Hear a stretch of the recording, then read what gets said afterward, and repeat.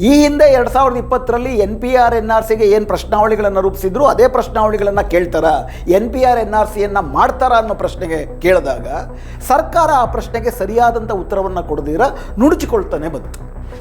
ಮತದಾರರ ಪಟ್ಟಿಯಿಂದ ತೆಗೆದುಹಾಕುವಂತಹ, ನಾಗರಿಕರಲ್ಲ ಅಂತ ನಿರಾಕರಿಸುವಂತಹ ಅಧಿಕಾರ ಎಲೆಕ್ಷನ್ ಕಮಿಷನ್ಗೆ ಇಲ್ಲ. ಯಾವ ರೀತಿ ಹುಟ್ಟಿದ ದಿನಕ್ಕೆ ಮತ್ತು ಹುಟ್ಟಿದ ಜಾಗಕ್ಕೆ NPR-NRCನಲ್ಲಿ ಪುರಾವೆಗಳನ್ನು ಕೇಳಿದ್ರು, ಅದೇ ಪುರಾವೆಗಳನ್ನು 2003ರ ನಂತರ ಮತದಾನಕ್ಕೆ ಅರ್ಹರಾದ ಪ್ರತಿಯೊಬ್ಬ ನಾಗರಿಕರ ಹತ್ರನೂ ಕೂಡ ಇವತ್ತು ಬಿಹಾರ ಕೇಳ್ತಾ ಇದೆ. 1987ಕ್ಕೆ ಮುಂಚೆ ಹುಟ್ಟಿದವರಾದರೆ ಅವರು 1987ಕ್ಕೆ ಮುಂಚೆ ಹುಟ್ಟಿದ್ದೇನೆ ಮತ್ತು ಬಿಹಾರದ ಇಂಥ ಜಾಗದಲ್ಲಿ ಹುಟ್ಟಿದ್ದೇನೆ ಎನ್ನುವುದಕ್ಕೆ ಜನನ ಮತ್ತು ಜನನ ಸ್ಥಳದ ಪ್ರಮಾಣ ಪತ್ರವನ್ನು ತಂದು ಕೊಡಬೇಕು. 87ಕ್ಕೆ ಮುಂಚೆ ಹುಟ್ಟಿದವರ ಹತ್ರ ಜನನ ಪ್ರಮಾಣ ಪತ್ರ ಇರುವುದು ಅಸಂಭವ ಬಿಹಾರದಂಥ ಕಡೆ. ಯಾಕಂದರೆ 87ರ ಕಾಲಘಟ್ಟದಲ್ಲಿ ಜನ ಪ್ರಮಾಣಗಳು ದಾಖಲೆ ಆಗ್ತಾ ಇದ್ದಿದ್ದು 40%ಕ್ಕಿಂತ ಕಡಿಮೆ. ಇಡೀ ಭಾರತದಲ್ಲಿ ಬಿಹಾರದಲ್ಲಿ 80%ಕ್ಕಿಂತ ಕಡಿಮೆ. ಸರ್ಕಾರ ಕೇಳುವ ದಾಖಲೆ ಕೊಟ್ಟರೆ ಮಾತ್ರವೇ ಪ್ರಜೆಗಳು, ಇಲ್ಲ ಅಂತಂದರೆ ಡೌಟ್ಫುಲ್ ಸಿಟಿಜನ್ಸ್, ಅನುಮಾನಾಸ್ಪದ ನಾಗರಿಕರು 1 ತಿಂಗಳ ಟೈಮು, ಅದರಲ್ಲೂ ನೀವು ಕೊಡಲಿಲ್ಲ ಅಂತಂದರೆ ನೀವು ಅಕ್ರಮ ವಲಸಿಗರು ಅಂತ ಏನು NRCನಲ್ಲಿ ಮಾಡಿದ್ರು ಯಥಾವತ್ ಅದನ್ನೇ ಬಿಹಾರದಲ್ಲಿ ಸ್ಪೆಷಲ್ ಇಂಟೆನ್ಸಿವ್ ರಿವಿಷನ್ ಅನ್ನೋ ಹೆಸರಲ್ಲಿ ಮಾಡ್ತಿದ್ದಾರೆ. ಮತ್ತು ಯಥಾವತ್ ಆ ಸ್ಪೆಷಲ್ ಇಂಟೆನ್ಸಿವ್ ರಿವಿಷನ್ನೇ ಇವತ್ತು ಇಡೀ ದೇಶಾದ್ಯಂತ ಮಾಡಬೇಕು ಅಂತ ಚುನಾವಣಾ ಆಯೋಗ ಹೊರಟಿದೆ. ನಮಸ್ಕಾರ ವೀಕ್ಷಕರೇ, ಸಮಕಾಲೀನದ 517ನೇ ಕಂತಿಗೆ ನಿಮಗೆ ಸ್ವಾಗತ. ಸ್ನೇಹಿತರೆ, ಮೊನ್ನೆ ಎಲ್ಲ ಮಾಧ್ಯಮಗಳಲ್ಲೂ ಕೂಡ ಒಂದು ಸುದ್ದಿ ಬಂತು, ಅದು ಹೆಚ್ಚಿಗೆ ಚರ್ಚೆ ಆಗ್ತಾ ಇಲ್ಲ, ಬಟ್ ಬಹಳ ಗಂಭೀರವಾದಂಥ ಒಂದು ಆತಂಕವನ್ನು ತಂದೊಡ್ಡಿದೆ. ನಿಮ್ಮೆಲ್ಲರಿಗೂ ಕೂಡ ಗೊತ್ತಿದೆ, ಬಿಹಾರದಲ್ಲಿ ಚುನಾವಣಾ ಪ್ರಕ್ರಿಯೆಗಳು ನಡೀತಿದೆ ಮತ್ತು ಆ ಚುನಾವಣಾ ಪ್ರಕ್ರಿಯೆಗಳನ್ನು ನಡೆಸ್ಕೊಡ್ಬೇಕಾಗಿರೋ ಚುನಾವಣಾ ಆಯೋಗ ಇದುವರೆ ತನಕ ಇಲ್ಲದಂಥ ಹಲವು ಹೊಸ ಷರತ್ತುಗಳನ್ನು ಹಾಕಿದೆ. ಮತ್ತು ಯಾವುದನ್ನು ಸ್ಪೆಷಲ್ ಇಂಟೆನ್ಸಿವ್ ರಿವಿಷನ್ ಅಂತ ಕರೀತಾರೆ, ಮತಪಟ್ಟಿಗಳ ತೀವ್ರ ಮರುಪರಿಷ್ಕರಣೆ ಏನಿದೆ ಅದನ್ನು ಮಾಡುವ ರೀತಿಯಲ್ಲಿ ತನಗೆ ಕಾನೂನು ಪ್ರಕಾರ ಅಧಿಕಾರ ಇಲ್ಲ ಅಂದರೂ ಕೂಡ ಇಡೀ ಬಿಹಾರದ 7.9 ಕೋಟಿ ಮತದಾರರ ನಾಗರಿಕತ್ವವನ್ನು ಪರಿಶೀಲನೆ ಮಾಡುವಂಥ ಒಂದು ಹೊಸ ಪ್ರಕ್ರಿಯೆಯನ್ನು ಪ್ರಾರಂಭಿಸಿದೆ. ಇದರ ವಿರುದ್ಧ ಇಡೀ ಬಿಹಾರದಲ್ಲಿ ತಳಮಳ ಶುರುವಾಗಿದೆ. ವಿರೋಧ ಪಕ್ಷಗಳು ಮತ್ತು ಹಲವಾರು ಜನಪರ ಹೋರಾಟಗಾರರು ಸುಪ್ರೀಂ ಕೋರ್ಟ್ನ ಕದವನ್ನು ತಟ್ಟಿದ್ದಾರೆ. ಸುಪ್ರೀಂ ಕೋರ್ಟು ಜುಲೈ 13ರಲ್ಲಿ ಈ ವಿಚಾರಣೆಯನ್ನು ಕೈಗೊಂಡು ತುಂಬ ಗಂಭೀರವಾದಂಥ ಕೆಲವು ಅಂಶಗಳನ್ನು ಮನದಟ್ಟು ಮಾಡಿದೆ. ಮತ್ತು ಹೊಸ ವಿಚಾರಣೆಯನ್ನು ಜುಲೈ 28ಕ್ಕೆ ಅದನ್ನು ಕಾದಿರಿಸಿದೆ. ಅದೇನು ಅಂತ ಆಮೇಲೆ ಮಾತಾಡೋಣ. ಅಂದರೆ ಬಿಹಾರದಲ್ಲಿ ಮತಪಟ್ಟಿ ಪರಿಷ್ಕರಣೆ ಅಂದರೆ ಯಾವುದೇ ಚುನಾವಣೆ ಆಗುವುದಕ್ಕೆ ಮುಂಚೆ ಹೊಸದಾಗಿ ಯಾರಾದರೂ ಕೂಡ ಮತದಾರರು 18 ವರ್ಷ ದಾಟಿರೋರನ್ನು ಸೇರಿಸ್ಕೊಳ್ಳುವಂಥದ್ದು, ಮೃತರನ್ನು ತೆಗೆಯುವಂಥದ್ದು, ಅನುಮಾನಾಸ್ಪದರ ಬಗ್ಗೆ ಅವರ ದಾಖಲೆಗಳನ್ನು ಪರಿಶೀಲಿಸುವುದು, ಇದು ಯಾವುದೇ ಚುನಾವಣೆಗೆ ಮುಂಚೆ ಚುನಾವಣಾ ಆಯೋಗ ಮಾಡಬೇಕಾಗಿರುವಂಥ ಕರ್ತವ್ಯ. ಸಂವಿಧಾನದ article 324, 325, 326, representation of people's act 1950, ಅದೇ ರೀತಿ ಎಲೆಕ್ಟ್ರಲ್ ರೋಲ್ಸ್ ನಿಯಮಗಳು 1960, ಇವೆಲ್ಲವೂ ಕೂಡ ಅದಕ್ಕೆ ಅಧಿಕಾರವನ್ನು ಕೊಡುತ್ತೆ. ಆದರೆ ಬಿಹಾರದಲ್ಲಿ ಜೂನ್ 24ರಿಂದ ಅಲ್ಲಿ ನಡೀತಿರುವಂಥ ಪ್ರಕ್ರಿಯೆ ಅದೇನೇನು ಅಂತ ನಂತರ ಚರ್ಚೆ ಮಾಡೋಣ. ಅದು ಚುನಾವಣಾ ಮತದಾರರ ಮತಪಟ್ಟಿ ಪರಿಷ್ಕರಣೆಯ ಹೆಸರಿನಲ್ಲಿ ಯಾವುದನ್ನು 2019-20ರಲ್ಲಿ ಮೋದಿ ಸರ್ಕಾರ NPR-NRC ಅಂತ ಮಾಡಲಿಕ್ಕೆ ಹೊರಟಿತ್ತು. ತಮ್ಮೆಲ್ಲರಿಗೂ ಕೂಡ ಅದಿನ್ನು ಹಸಿರಾಗಿ ನೆನಪಿನಲ್ಲಿರ್ಬೋದು. ಅಂದರೆ 2020ಕ್ಕೆ ಸೆನ್ಸಸ್ ಮಾಡಬೇಕಾಗಿತ್ತು. ಆ ಸೆನ್ಸಸ್ನಲ್ಲಿ ಎಷ್ಟು ಜನ ಇದ್ದಾರೆ, ಯಾರ ಪರಿಸ್ಥಿತಿ ಹೇಗಿದೆ, ಮನೆಗಳ ಗಣತಿ, ಅದಾದಮೇಲೆ ಜನಗಣತಿ, ಅದು ಸಹಜವಾಗಿ ಆಗಬೇಕಾಗಿರುವ ಪ್ರಕ್ರಿಯೆ. ಆದರೆ ಈ ಸರ್ತಿ ಸೆನ್ಸಸ್ನಲ್ಲಿ ಪ್ರತಿಯೊಬ್ಬರೂ ಕೂಡ ತಾವು ಈ ದೇಶದ ಪ್ರಜೆಗಳೇ ಅಂತ ಸಾಬೀತು ಮಾಡಿಕೊಳ್ಬೇಕು. ಸಾಬೀತು ಮಾಡಿಕೊಳ್ಳುವುದಕ್ಕೆ ಸರ್ಕಾರ ಏನು ನಿಗದಿಪಡಿಸದೆ ಆ ದಾಖಲೆಗಳನ್ನು ಕೊಡಬೇಕು, ತಮ್ಮ ಹತ್ರ ಇರೋ ದಾಖಲೆಗಳಲ್ಲ. ಮತ್ತು ಆ ದಾಖಲೆಗಳನ್ನು ಕೊಡಲಿಲ್ಲ ಅಂತಂದರೆ ಮೊದಲು ಸೆನ್ಸಸನ್ನು ಮಾಡಿ ನ್ಯಾಷನಲ್ ಪಾಪ್ಯುಲೇಷನ್ ರಿಜಿಸ್ಟ್ರಿ NPR ಭಾರತದಲ್ಲಿ ಎಷ್ಟು ಜನರಿದ್ದಾರೆ ಎನ್ನುವುದನ್ನು ಒಂದು ರಿಜಿಸ್ಟ್ರಿಯನ್ನು ಮಾಡ್ತಾರೆ. ಅದರಲ್ಲಿ ಅವರು ಭಾರತೀಯರೇ ಅಲ್ಲವೇ ಅನ್ನೋದನ್ನು ಪರಿಶೀಲನೆ ಮಾಡುವುದಕ್ಕೆ ಕೆಲವು ಪ್ರಶ್ನೆಗಳನ್ನು ಕೇಳ್ತಾರೆ. ಆ ಪ್ರಶ್ನೆಗೆ ಉತ್ತರವಾಗಿ ದಾಖಲೆಗಳನ್ನು ಕೇಳ್ತಾರೆ.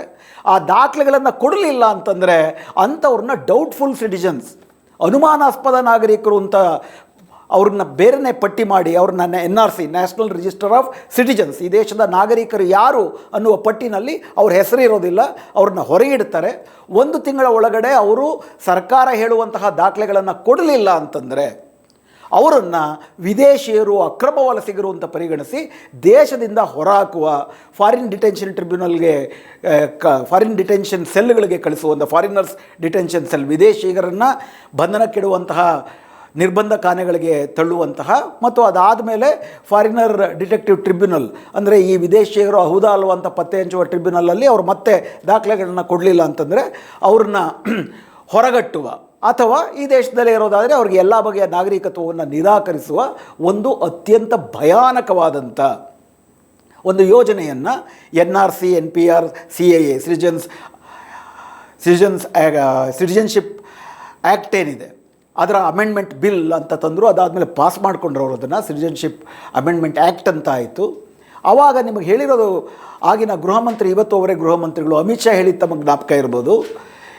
ಯಾರ್ಯಾರು ಸಿಟಿಜನ್ ಇವತ್ತು ತಮ್ಮ ನಾಗರಿಕತ್ವವನ್ನು ಪುರಾವೆ ಮಾಡ್ಕೊಳ್ಳೋದಕ್ಕೆ ಸಾಬೀತು ಮಾಡುವುದಕ್ಕೆ ದಾಖಲೆಗಳಿರೋದಿಲ್ವೋ, ಮುಸ್ಲಿಮೇತರರಾದರೆ ಭಾರತೀಯರೇ ಸುಮಾರಷ್ಟು ಜನರ ಹತ್ರ ಸರ್ಕಾರ ಕೇಳೋ ದಾಖಲೆ ಇರೋದಿಲ್ಲ.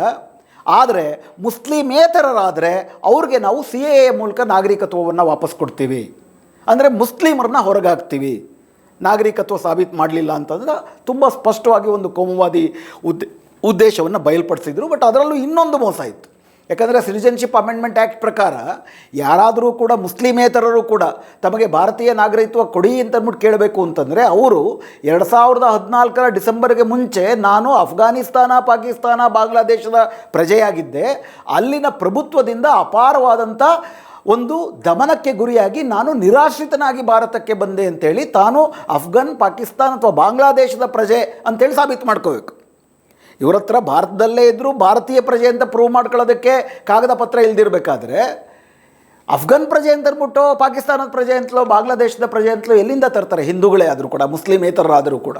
ಅಥವಾ ಅದಕ್ಕೇನಾದರೂ ಅವ್ರು ಇನ್ನೊಂದು ಬೇರೆ ತಿದ್ದುಪಡಿಗಳನ್ನು ತರ್ಬೋದು, ಅದು ಬೇರೆ ಪ್ರಶ್ನೆ. ಆದರೆ ಇದು ಅಂಥ ಕೋಮುವಾದಿ ಉದ್ದೇಶವನ್ನು ಹೊಂದಿತ್ತು. ಮತ್ತು ವಿಶೇಷವಾಗಿ ಕಾಗದ ಪತ್ರಗಳಿಲ್ಲದವ್ರನ್ನ, ಅವರು ಹಿಂದೂಗಳಾದರೂ ಮುಸ್ಲಿಮರಾದರೂ ಕೂಡ ಸಂಪೂರ್ಣವಾಗಿ ಅವರು ನಾಗರಿಕರೇ ಅಲ್ಲ ಅಂತ ನಿರಾಕರಿಸುವಂತಹ, ಯಾಕಂದರೆ ಅವರು ಪಟ್ಟಿ ಮಾಡಿದಂಥ ದಾಖಲೆಗಳು ಈ ದೇಶದಲ್ಲಿ 100ಕ್ಕೆ 80 ಜನರ ಹತ್ರ ಇರೋದು ಕಷ್ಟ.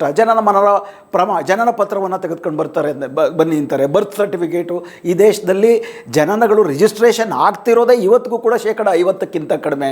ಅತ್ಯಂತ ಅನಕ್ಷರತೆ ಮತ್ತು ಅತ್ಯಂತ ಹಿಂದುಳಿದಂಥ ಪ್ರದೇಶಗಳಲ್ಲಂತೂ ಬಿಹಾರ ಅಂತ ಪ್ರದೇಶದಲ್ಲಿ ಉದಾಹರಣೆಗೆ ಅದು ಇನ್ನೂ ಕೂಡ ಕಡಿಮೆ ಇರುತ್ತೆ. ಇವತ್ತು 2025 ಹೊತ್ತಿಗೆ ದೇಶದ ಸರಾಸರಿ ಒಂದು 70% 80 ಅಂತಂದರೆ ಇವತ್ತಿಗೂ ಬಿಹಾರದಲ್ಲಿ 50% ಜನಗಳು ದಾಖಲೆನೇ ಆಗ್ತಾ ಇಲ್ಲ.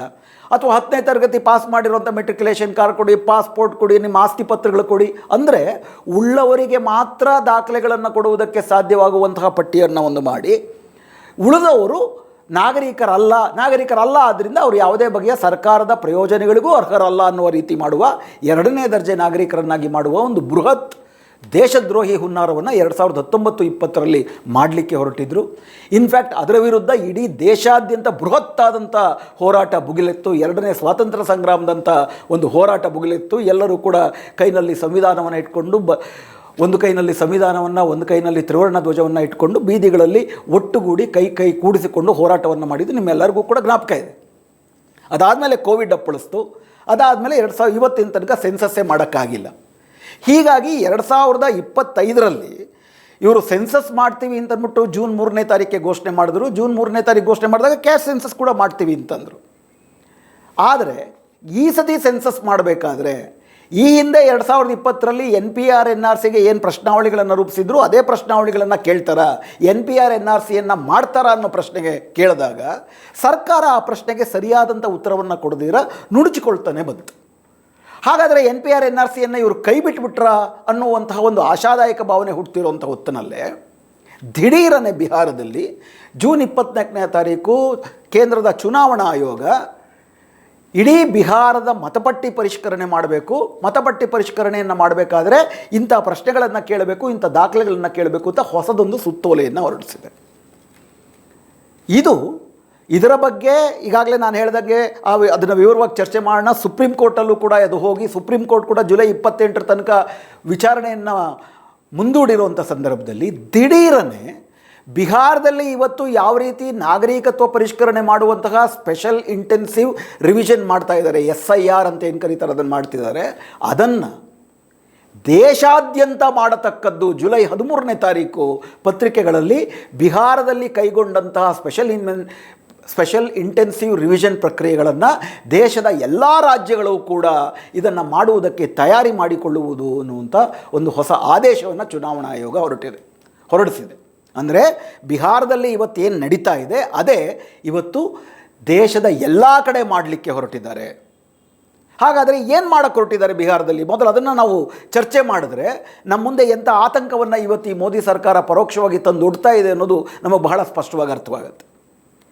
ಚುನಾವಣಾ ಆಯೋಗಕ್ಕೆ ನಾವು ಈಗಾಗಲೇ ಚರ್ಚೆ ಮಾಡ್ದಂಗೆ ಸಂವಿಧಾನದ 324, 25, 26ನೇ ಕಲಮುಗಳ ಪ್ರಕಾರ ದೇಶದಲ್ಲಿ ಮತಪಟ್ಟಿ ಪರಿಷ್ಕರಣೆ ಮಾಡುವಂತಹ ಹಾಗೂ ಈ ದೇಶದಲ್ಲಿ 18 ವಯಸ್ಸು ತುಂಬಿದಿರುವಂಥ ಪ್ರತಿಯೊಬ್ಬರಿಗೂ ಕೂಡ ಮತದಾನಕ್ಕೆ ಅರ್ಹರನ್ನಾಗಿ ಮಾಡಿ ಅವರಿಗೆ ಮತದಾನವನ್ನು ಅವಕಾಶವನ್ನು ಕಲ್ಪಿಸಿಕೊಡುವಂತಹ ಅಧಿಕಾರ ಚುನಾವಣಾ ಆಯೋಗಕ್ಕೆ ಮಾತ್ರವೇ ಇದೆ.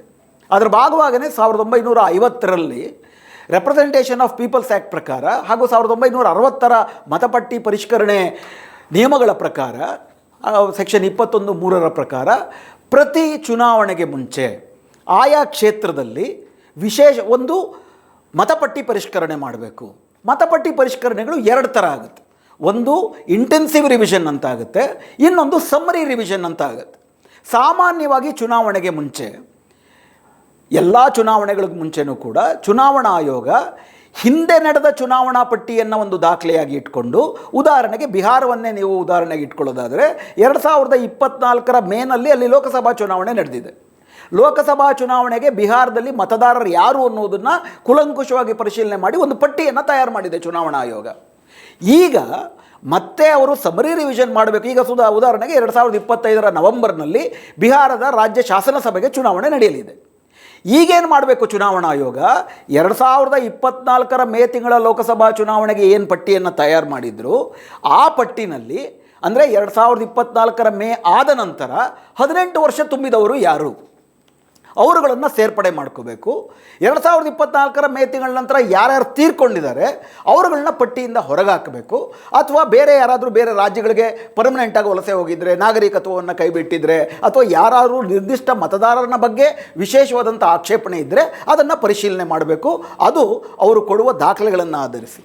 ಅಂದರೆ ಒಬ್ಬನ್ನ ಮತದಾರ ಅಲ್ಲ ಅಂಥೇಳಿ ಸಾಬೀತು ಮಾಡುವಂತಹ ಜವಾಬ್ದಾರಿ ಚುನಾವಣಾ ಆಯೋಗಕ್ಕಿರುತ್ತೆ. ಮತ್ತು 18 ವರ್ಷ ತುಂಬಿದಂಥ ಎಲ್ಲರಿಗೂ ಕೂಡ ಚುನಾವಣಾ ಹಕ್ಕನ್ನು ಕೊಡುವ, ಅವಕಾಶವನ್ನು ಕಲ್ಪಿಸಿಕೊಡುವ ಅಧಿಕಾರ ಇರುತ್ತೆ.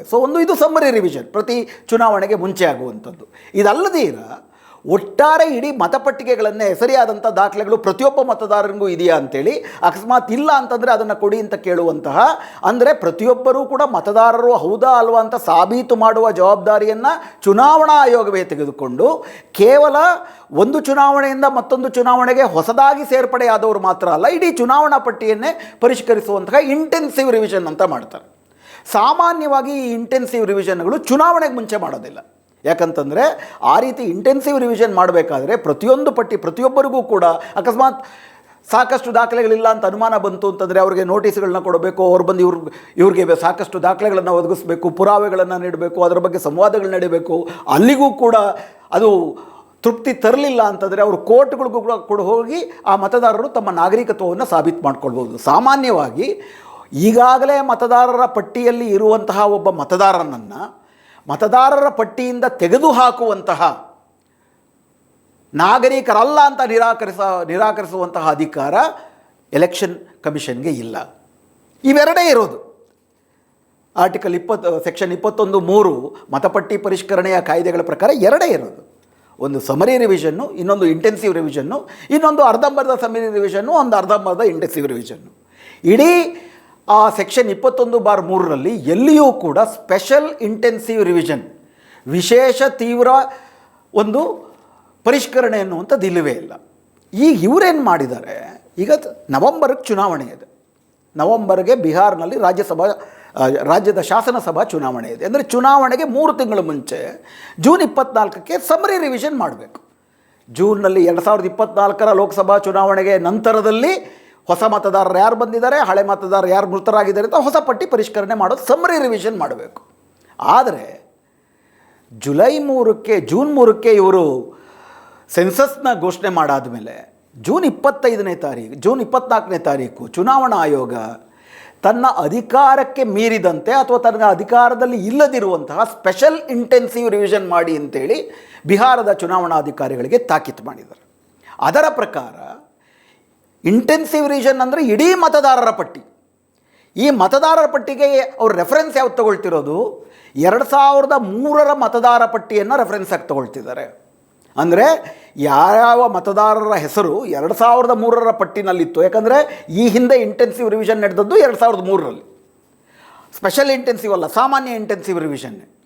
ಆ ಇಂಟೆನ್ಸಿವ್ ರಿವಿಷನ್ನ ಪಟ್ಟಿ ಇಟ್ಕೊಂಡು 2003ರಲ್ಲಿ ಯಾರದ ಹೆಸರು ಪಟ್ಟಿನಲ್ಲಿದೆ ಅವರು ಹೊಸದಾಗಿ ಏನು ದಾಖಲೆಗಳು ಕೊಡಬೇಕಾಗಿಲ್ಲ. 2003ರ ಮತದಾರ ಪಟ್ಟಿಯಲ್ಲಿ ತಮ್ಮ ಹೆಸರನ್ನು ಅವರು ಇದೆ ಅಂತ ಅಂದ್ಬಿಟ್ಟು ಸಾಬೀತು ಮಾಡಿದ್ರೆ ಆಯಿತು.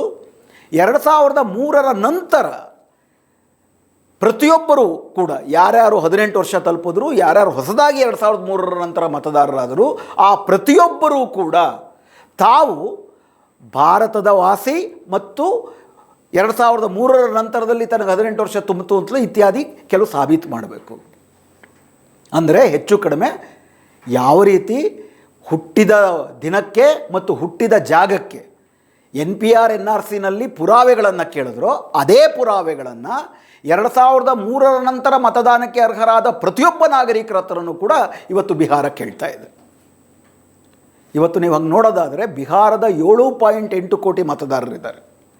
2003ರಲ್ಲಿ ಇಂಟೆನ್ಸಿವ್ ರಿವಿಷನ್ ಆದಾಗ ಇನ್ನೊಂದು ನಾವು ಅಂಶ ಗಮನಿಸಬೇಕಾಗಿರೋದು, ಚುನಾವಣೆಗೆ ಇನ್ನೂ 2 ವರ್ಷಗಳು ಬಾಕಿ ಇತ್ತು. 2005ರಲ್ಲಿ ಅಲ್ಲಿ ರಾಜ್ಯ ಶಾಸನಸಭಾ ಚುನಾವಣೆಗಳಾಯಿತು. ಇವಾಗ ಏನು ಮಾಡಿದ್ದಾರೆ, 4 ತಿಂಗಳಿಲ್ಲ ಇನ್ನು ಚುನಾವಣೆ, ಅಷ್ಟರಲ್ಲಿ ಇಂಥ ಬೃಹತ್ತಾದಂಥ ಒಂದು ಇಂಟೆನ್ಸಿವ್ ರಿವಿಷನ್ ತೊಗೊಂಡಿದ್ದಾರೆ. ಬರೀ ಇಂಟೆನ್ಸಿವ್ ರಿವಿಷನ್ ಅಲ್ಲ, ಪ್ರತಿಯೊಬ್ಬರೂ ತಮ್ಮ ನಾಗರಿಕತ್ವವನ್ನು ಸಾಬೀತು ಮಾಡಿಕೊಳ್ಳುವಂತಹ ನಾಗರಿಕತ್ವದ ಪುರಾವೆಯನ್ನು ಕೇಳುವ ಅಧಿಕಾರ ಚುನಾವಣಾ ಆಯೋಗಕ್ಕೆ ಇಲ್ಲವಾದರೂ ಕೂಡ ಇಡೀ ಬಿಹಾರದ 7.8 ಕೋಟಿ ಮತದಾರರು ಕೂಡ ಅವರು 2003ರ ಹಿಂದಿನ ಮತದಾರರಾಗಿದ್ದರೂ ಕೂಡ ಅವರು ಸಾಬೀತು ಮಾಡಿಕೊಳ್ಳಲೇಬೇಕು. ಈಗ ಅದಕ್ಕೆ 3-4 ಷರತ್ತುಗಳನ್ನು ಹೊಂದಿದ್ದಾರೆ. ಮೊದಲನೇದಾಗಿ, ಈಗ 7.8 ಕೋಟಿ ಜನರಲ್ಲಿ 2003ರ ನಂತರ ಹುಟ್ಟಿದವರು, 2003ರ ನಂತರ 18 ವಯಸ್ಸನ್ನು ತಲುಪಿದವರು, ಇದು ಸುಮಾರು 5 ಕೋಟಿ ಜನರಾಗ್ತಾರೆ. ಈ 5 ಕೋಟಿ ಜನರು ಕೂಡ ಈಗ ಬಗೆಯಾದಂಥ ದಾಖಲೆಗಳನ್ನು ಕೊಡಬೇಕು. ಅದು ಏನೇನು ಅಂತ ಚರ್ಚೆ ಮಾಡೋಣ. 2003ರಲ್ಲಿ ತಮ್ಮ ಮತದಾರರ ಪಟ್ಟಿಯಲ್ಲಿ ಹೆಸರಿರುವಂಥವರು ಅವರು ಕಚೇರಿಗೆ ಹೋಗಿ 2003ರ ಮತದಾರರ ಪಟ್ಟಿಯನ್ನು ಒಂದು ನಕಲನ್ನು ತೆಗೆದುಕೊಂಡು ಬಂದು ಅವರು ಅದನ್ನು ಒದಗಿಸ್ಬೇಕು. ಈಗ ಏನು ಮಾಡ್ತಿದ್ದಾರೆ, 2025ರ ಜೂನ್ 24ರಿಂದ ಜುಲೈ 25ರವರೆಗೆ 7.8 ಕೋಟಿ ಮತದಾರರಿಗೂ ಕೂಡ 2 ಫಾರಮ್ ಕೊಡ್ತಿದ್ದಾರೆ. ಪ್ರತಿಯೊಬ್ಬ ಮತದಾರನೂ ಕೂಡ ಖುದ್ದಾಗಿ ಆ ಫಾರಮ್ನ ಫಿಲಪ್ ಮಾಡಬೇಕು, ತನ್ನ ಫೋಟೋ ಹಾಕಬೇಕು, ಖುದ್ದಾಗಿ ಸಹಿ ಮಾಡಬೇಕು, ಹಾಗೂ ಈಗ ನಾನು ಮುಂದೆ ಹೇಳಲಿರುವ ಕೆಲವು ದಾಖಲೆಗಳನ್ನು ಒದಗಿಸಬೇಕು. ಈಗ ಬಿಹಾರದ ಪರಿಸ್ಥಿತಿ ಏನಪ್ಪ ಅಂದರೆ, ತಮ್ಮೆಲ್ಲರಿಗೂ ಕೂಡ ಗೊತ್ತಿರುತ್ತೆ, ಬಿಹಾರ ಅತ್ಯಂತ ಹಿಂದುಳಿದ ಪ್ರದೇಶ, ದೇಶದಲ್ಲೇ ಅತಿ ಹೆಚ್ಚು ಅನಕ್ಷರಸ್ಥರಿರುವಂತಹ ಪ್ರದೇಶ, ಹಾಗೂ ದೇಶದಲ್ಲೇ ಹೊಟ್ಟೆಪಾಡಿಗಾಗಿ ಹೊರ ರಾಜ್ಯಗಳಿಗೆ ಅತಿ ಹೆಚ್ಚು ವಲಸೆ ಹೋಗುವ ಪ್ರದೇಶ. ಸುಮಾರು 20% ಬಿಹಾರದ ಜನತೆ ವಲಸೆ ಹೋಗ್ತಾರೆ. ಕೆಲವು ಪ್ರದೇಶದಲ್ಲಿ 50% ಜನ ವಲಸೆ ಹೋಗ್ತಾರೆ. ಅದರಲ್ಲೂ ಜುಲೈ ಆಗಸ್ಟ್ ಮಾನ್ಸೂನ್ನ ಕಾಲಘಟ್ಟದಲ್ಲಿ ದೂರದ ಪಂಜಾಬು ಹರಿಯಾಣಗಳಲ್ಲಿ ಕೃಷಿ ಚಟುವಟಿಕೆ ಗರಿಗೆದರಿದಾಗ ಬಿಹಾರದ ಪುರುಷರು ದೊಡ್ಡ ಮಟ್ಟದಲ್ಲಿ ಈ ರಾಜ್ಯಗಳಿಗೆ ವಲಸೆ ಹೋಗ್ತಾರೆ. ಅವ್ರು ಮತ್ತೆ ವಾಪಸ್ ಬರೋದು ನವೆಂಬರ್ಗೆ. ಹೀಗಾಗಿ ಹಳ್ಳಿಗಳಲ್ಲಿ ಉಳ್ಕೊಳ್ಳೋದು ಯಾರಪ್ಪ ಅಂತಂದರೆ ಕೇವಲ ಮಹಿಳೆಯರು, ವೃದ್ಧರು ಅವರು ಉಳ್ಕೊತಾರೆ. ಅನಕ್ಷರತೆ ಯಾವ ಪ್ರಮಾಣದಲ್ಲಿ ಬಿಹಾರದಲ್ಲಿದೆ ಅಂತಂದರೆ, ಇನ್ಫ್ಯಾಕ್ಟ್ ಅಲ್ಲಿ ಪುರುಷರ ಸಾಕ್ಷರತೆಯೇ ಕಡಿಮೆ, ಮಹಿಳೆಯರ ಸಾಕ್ಷರತೆ ಇನ್ನೂ ಕೂಡ ಕಡಿಮೆ. ಸೊ ಹೀಗಾಗಿ 2003ರ ಹಿಂದಿನ ಮತದಾರರ ಪಟ್ಟಿಯಲ್ಲಿ ಹೆಸರಿದ್ದರೂ ಕೂಡ ಹೋಗಿ ಕಚೇರಿಗೆ ಅದನ್ನು ತಗೊಂಬಂದು ಇದನ್ನು ಫಿಲಪ್ ಮಾಡಬೇಕು ಅನ್ನುವಂಥದ್ದು ಅತಿ ಕಷ್ಟದ ತ್ರಾಸದಾಯಕ ಕೆಲಸವಾಗ್ತದೆ. ಇದು ನಾನು ಊಹಾಪೋಹದಿಂದ ಹೇಳ್ತಿಲ್ಲ. ಅಲ್ಲಿ ಅಜಿತ್ ಅಂಜುಮ್ ಅಂಥೇಳಿ ಒಬ್ಬ ಸ್ವತಂತ್ರ ಹಾಗೂ ಅತ್ಯಂತ ಗೌರವಾನ್ವಿತವಾದಂಥ ಯೂಟ್ಯೂಬರ್ ಒಬ್ಬರಿದ್ದಾರೆ. ಅವರು ಕಳೆದ 5 ದಿನಗಳಿಂದ ಯಾವ ರೀತಿ ಫಾರಂ ಫಿಲಪ್ ಮಾಡೋದು ನಡೀತಾ ಇದೆ ಅನ್ನೋದ್ರ ಬಗ್ಗೆ ಕೂಲಂಕುಷವಾದಂಥ ವಿಡಿಯೋ ಸರ್ವೆ ಮಾಡಿ ಸಂದರ್ಶನಗಳನ್ನ ಮಾಡಿ ಅವರು ವರದಿಗಳನ್ನ ಪ್ರಕಟಿಸಿದ್ದಾರೆ. ಇವತ್ತೇನಾಗಿದೆ ಅಂತಂದರೆ ತರಾತುರಿನಲ್ಲಿ ಇವರು ಏನಾದರೂ ಮಾಡಿ 100% ಫಾರ್ಮ್ಗಳನ್ನ ಕೊಟ್ಟು ನಾವು ಭರ್ತಿ ಮಾಡಿಸ್ಕೊಂಡ್ಬಿಟ್ಟಿದ್ದೀವಿ, ಎಲ್ಲವೂ ಸುಗಮವಾಗಿ ಸಾಗ್ತಾ ಇದೆ ಅಂತ ಸುಪ್ರೀಂ ಕೋರ್ಟ್ಗೆ ಹೇಳಬೇಕು ಅನ್ನೋ ತರಾತುರಿನಲ್ಲಿ ಸುಮಾರಷ್ಟು ಕಡೆ ಫೋಟೋಗಳನ್ನೇ ಅಂಟಚ್ತಾ ಇಲ್ಲ, ಆಧಾರ್ ಕಾರ್ಡ್ ತಗೊಳ್ತಾ ಇಲ್ಲ, ಸಹಿಗಳನ್ನು ತಗೊಳ್ತಾ ಇಲ್ಲ. ಇವೆಲ್ಲವೂ ಕೂಡ ಯಾಕಂತಂದರೆ ಇಷ್ಟೆಲ್ಲ ಫಾರಮ್ ಅಲ್ಲ ಆದಮೇಲೆ ಆಗಸ್ಟ್ 1ರಿಂದ ಸರ್ಕಾರ ಕೇಳಿದಂಥ ದಾಖಲೆಗಳು ಕೊಡಲಿಲ್ಲ ಅಂತಂದರೆ ಇವ್ರು ಯಾರು ಕೂಡ ನಾಗರಿಕರಲ್ಲ ಅನ್ನೋ ಒಂದು ಪರಿಷ್ಕರಣೆ ಶುರುವಾಗುತ್ತೆ. ಈಗ ಎಷ್ಟು ತರಾತುರಿನಲ್ಲಿದ್ದಾರೆ ಅಂದರೆ ಸುಪ್ರೀಂ ಕೋರ್ಟ್ಗೆ ಸುಗಮವಾಗಿದೆ ಅಂತ ತೋರಿಸ್ಕೊಳ್ಳೋಕೆ ತರಾತುರಿನಲ್ಲಿ ಮಾಡೋಕ್ಕೆ ಹೋಗ್ತಿದ್ದಾರೆ. ಸುಮಾರಷ್ಟು ಜನರಿಗೆ, ಅದರಲ್ಲೂ ವಿಶೇಷವಾಗಿ ಮಹಿಳೆಯರಿಗೆ ಈ ಥರದೊಂದು ಪ್ರಕ್ರಿಯೆ ನಡೀತಿದೆ ಅನ್ನೋದೇ ಗೊತ್ತಿಲ್ಲ ಅನ್ನೋದನ್ನು ಅವರು ಅಜಿತ್ ಅಂಜುಮ್ ಅವರಿಗೆ ಸ್ಪಷ್ಟವಾಗಿ ಅದರಲ್ಲಿ ಹೇಳಿದ್ದಾರೆ. ಇದು ಬಿಹಾರದ ಪರಿಸ್ಥಿತಿ. ಇಂಥ ಬಿಹಾರದಲ್ಲಿ ಈಗ ಎಲ್ಲರಿಗೂ ಫಾರಮ್ಗಳನ್ನು ಕೊಡ್ತಾರೆ. ಆ ಫಾರಮ್ನ ಜೂನ್ 25ರಿಂದ ಜುಲೈ 25ರೊಳಗೆ ಅವ್ರು ಫಿಲಪ್ ಮಾಡಬೇಕು. ಹೆಂಗೆ ಫಿಲಪ್ ಮಾಡಬೇಕು? ನಾನು ಆಗಲೇ ಹೇಳಿದಾಗೆ ಮೊದಲನೇದು 2003ಕ್ಕೆ ಮುಂಚೆ ಇರೋರು ಕೂಡ, ಮತಪಟ್ಟಿಲಿರೋರು ಕೂಡ ಕಚೇರಿಗೆ ಹೋಗ್ಬಿಟ್ಟು ಅದರ ಒಂದು ನಕಲನ್ನು ತಗೊಂಡು ಬರಬೇಕು. ಅದಾದ ನಂತರದಲ್ಲಿ ಅಂದರೆ ಇನ್ನು ಉಳಿದ ಸುಮಾರು 5 ಕೋಟಿ ಜನ ಏನೇನು ಸಾಬೀತು ಮಾಡಬೇಕು? 1987ಕ್ಕೆ ಮುಂಚೆ ಹುಟ್ಟಿದವರಾದರೆ ಅವರು 1987ಕ್ಕೆ ಮುಂಚೆ ಹುಟ್ಟಿದ್ದೇನೆ ಮತ್ತು ಬಿಹಾರದ ಇಂಥ ಜಾಗದಲ್ಲಿ ಹುಟ್ಟಿದ್ದೇನೆ ಎನ್ನುವುದಕ್ಕೆ ಜನನ ಮತ್ತು ಜನನ ಸ್ಥಳದ ಪ್ರಮಾಣ ಪತ್ರವನ್ನು ತಂದುಕೊಡಬೇಕು. 1987ರಿಂದ 2004ರ ನಡುವೆ ಹುಟ್ಟಿದಂಥವರು ತಾವು ಬಿಹಾರದಲ್ಲಿ ಇಂಥ ಇಸ್ವಿನಲ್ಲೇ ಹುಟ್ಟಿದ್ದೀನಿ ಅಂತ ಪುರಾವೆಯನ್ನು ಕೊಡುವುದು ಮಾತ್ರ ಅಲ್ಲದಿರ ತಮ್ಮ ತಂದೆ ತಾಯಿಗಳಲ್ಲಿ ಒಬ್ಬರೂ ಕೂಡ ಈ ಭಾರತೀಯ ಪ್ರಜೆಯೇ ಅಂತ ಅಂದ್ಬಿಟ್ಟು ಸಾಬೀತು ಮಾಡಬೇಕು. 2004ರ ನಂತರ ಹುಟ್ಟಿದಂಥವರು ತಾನು ತನ್ನ ಜನನ ಮತ್ತು ಜನನ ಸ್ಥಳದ ಪುರಾವೆಗೆ ಮಾತ್ರ ಅಲ್ಲದಿರ ತನ್ನ ತಂದೆ ತಾಯಿಯರೂ ಕೂಡ ಭಾರತೀಯರೇ ಅಂತ ಪುರಾವೆ ಮಾಡುವಂತಹ ಒಟ್ಟು 3 ದಾಖಲೆಗಳನ್ನು ಕೊಡಬೇಕು. ಈಗ ಯಾವ್ಯಾವುದು ಆ ದಾಖಲೆಗಳು? ಚುನಾವಣಾ ಆಯೋಗ 11 ದಾಖಲೆಗಳ ಪಟ್ಟಿ ಮಾಡಿದೆ. ಈ 11 ದಾಖಲೆಗಳಲ್ಲಿ ನೀವು ಯಾವುದನ್ನಾದರೂ ಕೊಡ್ಬೋದು ಅಂತೇಳಿ. ಎಂತೆಂಥ ದಾಖಲೆಗಳಿದೆ? ಮೊದಲನೇದಾಗ ಅವ್ರು ಹೇಳ್ತಿರೋದು ಜನನ ಮರಣ ಪ್ರಮಾಣ ಪತ್ರ. ಎರಡನೇದು ಮೆಟ್ರಿಕ್ಯುಲೇಷನ್ ಪಾಸಾಗಿದ್ದರೆ, SSLC ಅಂತ ಏನು ಕರಿತೀವಿ ಅದನ್ನು ಪಾಸಾಗಿದ್ದರೆ, ಅದರಲ್ಲಿ ಪಾಸು ಫೇಲು ಏನೇ ಆಗಿದ್ದರೂ ಕೂಡ ಅದರ ಸರ್ಟಿಫಿಕೇಟು ಅದರಲ್ಲಿ ಹುಟ್ಟಿದ ದಿನಾಂಕ ಇರುತ್ತೆ ಅನ್ನೋ ಕಾರಣಕ್ಕಾಗಿ. ಮೂರನೇದು ಸಾರ್ವಜನಿಕ ಉದ್ದಿಮೆಗಳು ಕೊಡುವಂತಹ ಪರಿಚಯ ಪತ್ರ. 4ನೇದು ಆಸ್ತಿ ಪ್ರಮಾಣ ಪತ್ರ. 5ನೇದು ನಿಮ್ಮ ಪಾಸ್ಪೋರ್ಟು. ಇಂಥ ಆಸ್ತಿ, ಶಿಕ್ಷಣ ಮತ್ತು ಉದ್ಯೋಗ ಈ 3 ಇರುವಂಥವರಿಗೆ ಸುಲಭವಾಗಿ ಕೊಡುವಂತಹ ಸುಲಭವಾಗಿ ಸಿಗಬಲ್ಲಂತಹ 11 ಬಗೆಯ ದಾಖಲೆಗಳನ್ನು ನಾವು ಒಪ್ಕೊಳ್ತೀವಿ ಅಂತ ಹೇಳಿದ್ದಾರೆ. ಆದರೆ ಇವೆಲ್ಲವೂ ಕೂಡ ಯಾರಿಗೆ ಸುಲಭವಾಗಿ ಸಿಗುತ್ತೆ? ಬಿಹಾರದಲ್ಲಾಗಲಿ ಭಾರತದಲ್ಲಾಗಲಿ ಮೇಲ್ಜಾತಿ ಮೇಲ್ವರ್ಗಗಳಿಗೆ ಅಂಥವ್ರಿಗೆ ಸುಲಭವಾಗಿ ಸಿಗುವಂಥದ್ದು. ಬಿಹಾರದಂಥ ಕಡೆ ಬಡ ಜನರಿಗೆ, ಅದರಲ್ಲೂ ಬಹುಜನರಿಗೆ ಶಿಕ್ಷಣ, ಅಧಿಕಾರ, ಸಂಪತ್ತು ಇವ್ಯಾವುದೂ ಇಲ್ಲದಂಥವರಿಗೆ ಈ 3ಕ್ಕೆ ಸಂಬಂಧಪಟ್ಟಂಥ ಕಾಗದ ಪತ್ರಗಳು ಎಲ್ಲಿಂದ ಸಿಗುತ್ತೆ? ಅದಕ್ಕೆ ಬದಲಿಗೆ ಅವರ ಹತ್ರ ಇರಬಹುದಾದಂಥ ಕಾಗದ ಪತ್ರಗಳು ಯಾವುದು? ಇದೇ ಚುನಾವಣಾ ಆಯೋಗ ಕೊಟ್ಟಿರುವಂತಹ election EPIC card, voter card ಅಂತ ಏನು ಕರಿತೀವಿ ಅದು, ಇದೇ ಸರ್ಕಾರವೇ ಕೊಟ್ಟಿರುವಂತಹ ಆಧಾರ್ ಕಾರ್ಡ್, ಇದೇ ಸರ್ಕಾರವೇ ಕೊಟ್ಟಿರುವಂತಹ ರೇಷನ್ ಕಾರ್ಡ್ ಅಥವಾ ನರೇಗಾದಂಥ ಕೆಲಸಗಳಲ್ಲಿ ತೊಡಕೊಳ್ಳೋದಕ್ಕೆ ಕೊಡುವಂತಹ ಜಾಬ್ ಕಾರ್ಡ್. ಇದು ಹೆಚ್ಚು ಕಡಿಮೆ ಆಧಾರ್ ಕಾರ್ಡು ಮತ್ತು ವೋಟರ್ ಕಾರ್ಡು ಹೆಚ್ಚು ಕಡಿಮೆ ಭಾರತದ ಭಾಳಷ್ಟು ಜನರ ಹತ್ರ ಇದೆ. ಒಂದು 140 ಕೋಟಿ ಈ ದೇಶದ ಜನಸಂಖ್ಯೆ ಇದ್ದರೆ ಹೆಚ್ಚು ಕಡಿಮೆ 125 ಕೋಟಿ ಜನರ ಹತ್ರ ಆಧಾರ್ ಕಾರ್ಡ್ ಇದೆ. ಇನ್ಫ್ಯಾಕ್ಟ್ 2008-09ರಲ್ಲಿ ಆದಂಥ ಚರ್ಚೆಯನ್ನು ನೀವು ನೋಡಿದ್ರೆ ಆಧಾರ್ ಕಾರ್ಡ್ ಆ ರೀತಿ ಕಡ್ಡಾಯ ಮಾಡಬಾರ್ದು ಅಂತ ಹೇಳ್ತಿದ್ರೆ, ನಿಧಾನವಾಗಿ ಕಡ್ಡಾಯ ಮಾಡಬಾರ್ದು ಅಂತ ಸುಪ್ರೀಂ ಕೋರ್ಟ್ ಹೇಳಿದ್ರು ಕೂಡ ಪುಟ್ಟಸ್ವಾಮಿ ಜಡ್ಜ್ಮೆಂಟಲ್ಲಿ ಹೆಚ್ಚು ಕಡಿಮೆ ನಾವು ಉಸಿರಾಡೋದಕ್ಕೂ ಒಂದು ಸರ್ಟಿಫಿಕೇಟ್ ಬೇಕಂದರೆ ಆಧಾರ್ ಕೇಳ್ತಾರೆ. ಇವರು ಬ್ಯಾಂಕ್ಗೆ ಹೋದ್ರೆ ಆಧಾರ್ ಕಾರ್ಡ್ ಕೇಳ್ತಾರೆ, ರೈಲ್ವೆ ಹತ್ತಿದ್ರೆ ಆಧಾರ್ ಕೇಳ್ತಾರೆ, ಪ್ರತಿಯೊಂದಕ್ಕೂ ಆಧಾರ, ನಮ್ಮ ಬದುಕಿಗೆ ಆಧಾರ ಕಾರ್ಡು ಅಂತ ಸರ್ಕಾರ ಮಾಡಿಟ್ಟಿರುವಾಗ ನನಗೆ ಎಲೆಕ್ಟ್ರಲ್ ವೋಟರ್ ಲಿಸ್ಟಲ್ಲಿ ನಾನು ಮತದಾರ ಅಂತ ಸಾಬೀತು ಮಾಡೋದಕ್ಕೆ ಮಾತ್ರ ಆಧಾರ್ ಕಾರ್ಡನ್ನ ಬಳಸ್ಕೊಳ್ತಾ ಇಲ್ಲ. ಅಂದರೆ ಸಾರಾಂಶದಲ್ಲೇನಿದೆ, ಸಾಮಾನ್ಯ ಜನರು, ಬಹುಜನರು, ಅಲ್ಪಸಂಖ್ಯಾತರು, ಮಹಿಳೆಯರು, ವೃದ್ಧರು, ಬಡಜನರು ಪ್ರಧಾನವಾಗಿ ಅವ್ರ ಹತ್ರ ಇರಬಹುದಾದಂಥ ಕಾರ್ಡ್ಗಳನ್ನು ಎಲೆಕ್ಷನ್ ಕಮಿಷನ್ ಒಪ್ಕೊಳ್ಳಲ್ಲ. ಬದಲಿಗೆ ಅವ್ರ ಹತ್ರ ಇಲ್ಲದಿರುವಂಥ ಕಾರ್ಡ್, ಉದಾಹರಣೆಗೆ ಜನನ ಪತ್ರ, 87ಕ್ಕೆ ಮುಂಚೆ ಹುಟ್ಟಿದವರ ಹತ್ರ ಜನನ ಪ್ರಮಾಣ ಪತ್ರ ಇರುವುದು ಅಸಂಭವ ಬಿಹಾರದಂಥ ಕಡೆ. ಯಾಕಂದರೆ 87ರ ಕಾಲಘಟ್ಟದಲ್ಲಿ ಜನ ಪ್ರಮಾಣಗಳು ದಾಖಲೆ ಆಗ್ತಾ ಇದ್ದಿದ್ದು 40%ಕ್ಕಿಂತ ಕಡಿಮೆ ಇಡೀ ಭಾರತದಲ್ಲಿ, ಬಿಹಾರದಲ್ಲಿ 80%ಕ್ಕಿಂತ ಕಡಿಮೆ. ಇವತ್ತಿಗೂ ಕೂಡ 2025 ಇಸ್ವಿನಲ್ಲಿ ಅಖಿಲ ಭಾರತ ಸರಾಸರಿ ಹಬ್ಬಬ್ಬ ಅಂತಂದರೆ ಅದು 70ರಿಂದ 75, ಬಿಹಾರದಲ್ಲಿ 50% ದಾಟಲ್ಲ. ಅಂದರೆ ಏನು 5 ಕೋಟಿ ಜನ ತಮ್ಮ ಜನನ ಪ್ರಮಾಣ ಪತ್ರವನ್ನು ತೋರಿಸ್ಬೇಕಾಗತ್ತೆ, ಅವರಲ್ಲಿ 50% ಜನಕ್ಕೆ ಜನನ ಪ್ರಮಾಣ ಪತ್ರ ಸಿಗೋದಿಲ್ಲ.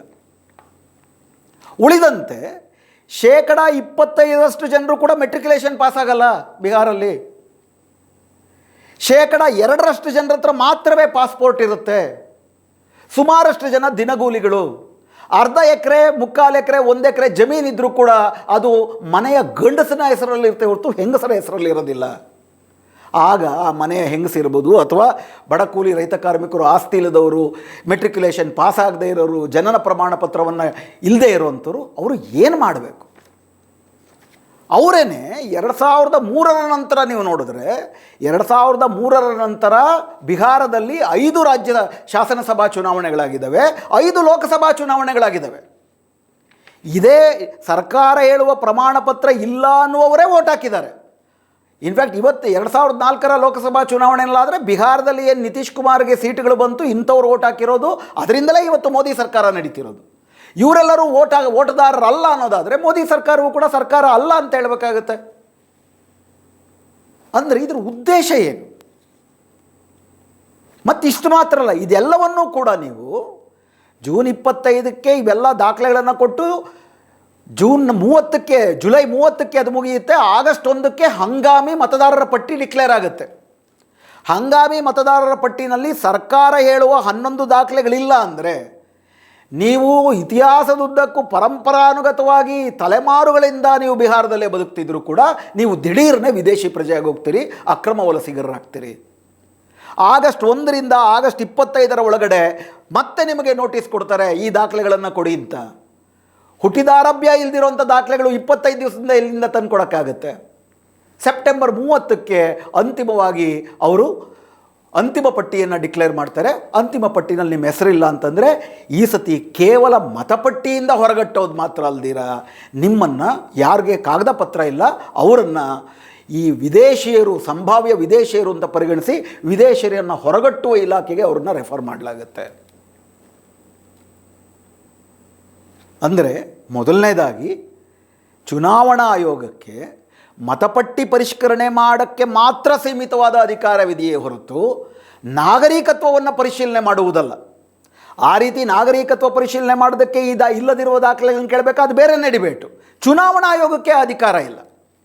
ಎರಡನೇದಾಗಿ ನೀವೇನು ಸ್ಪೆಷಲ್ ಇಂಟೆನ್ಸಿವ್ ರಿವಿಷನ್ ಅಂತ ಮಾಡ್ತಾ ಇದ್ದೀರಿ, ಅದನ್ನು ಚುನಾವಣೆ 3 ತಿಂಗಳಿರ್ಬೇಕಾದ್ರೆ ಮಾಡೋ ಅಗತ್ಯ ಇಲ್ಲ. ಯಾಕಂದರೆ ಈಗಾಗಲೇ 5 ಚುನಾವಣೆ, ಒಟ್ಟು 10 ಚುನಾವಣೆಗಳಾಗಿದೆ ಸ್ಪೆಷಲ್ ಇಂಟೆನ್ಸಿವ್ ರಿವಿಷನ್ ಆಗದಿರ. ಯಾಕಂದರೆ 2003ರಲ್ಲಾಗಿದ್ದು ಸ್ಪೆಷಲ್ ಇಂಟೆನ್ಸಿವ್ ರಿವಿಷನ್. ಹಾಗಿದ್ದ ಮೇಲೆ ಸ್ಪೆಷಲ್ ಇಂಟೆನ್ಸಿವ್ ರಿವಿಷನನ್ನು ನವೆಂಬರ್ನಲ್ಲಿ ಬಿಹಾರದ ಚುನಾವಣೆ ಆದಮೇಲೂ ಮಾಡ್ಬೋದಾಗಿತ್ತಲ್ಲ. ದಿಢೀರ್ನೆ 3 ತಿಂಗಳೊಳಗಡೆ ಮಾಡುವಂತಹ ಅಗತ್ಯ ಏನು ಹುಟ್ಟಿತು?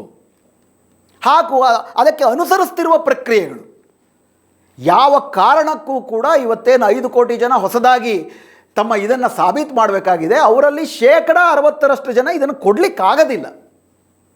ಅಂದರೆ ಚುನಾವಣಾ ಆಯೋಗ ಅರ್ಹರಿಗೆ ಮತದಾನದ ಅವಕಾಶಗಳನ್ನು ಕೊಡುತ್ತಾ ಅನರ್ಹರಿಗೆ ತೆಗೆದುಹಾಕಬೇಕು ಅನ್ನೋದು ಇದ್ದಿರಬೇಕೇ ಹೊರತು ಅರ್ಹರಿಗೆ ಮತ ಅವಕಾಶಗಳನ್ನು ಕೊಡುವ ಉದ್ದೇಶವೇ ಇದರಲ್ಲಿ ಇದ್ದಂತಿಲ್ಲ. ಅರ್ಹರನ್ನೂ ಕೂಡ ಯಾವ ರೀತಿ ಕಾನೂನುಗಳನ್ನು ಮಾಡಿ ಅವರನ್ನು ಅನರ್ಹಗೊಳಿಸಬೇಕು ಅನ್ನುವುದೇ ಇದರ ಹಿಂದಿರೋ ಉದ್ದೇಶ ಅನ್ನೋದು ಸ್ಪಷ್ಟವಾಗುತ್ತೆ. ಹೀಗಾಗಿ ಇದನ್ನು ಸುಪ್ರೀಂ ಕೋರ್ಟ್ಗೆ ತೆಗೆದುಕೊಂಡು ಹೋಗಲಾಯಿತು.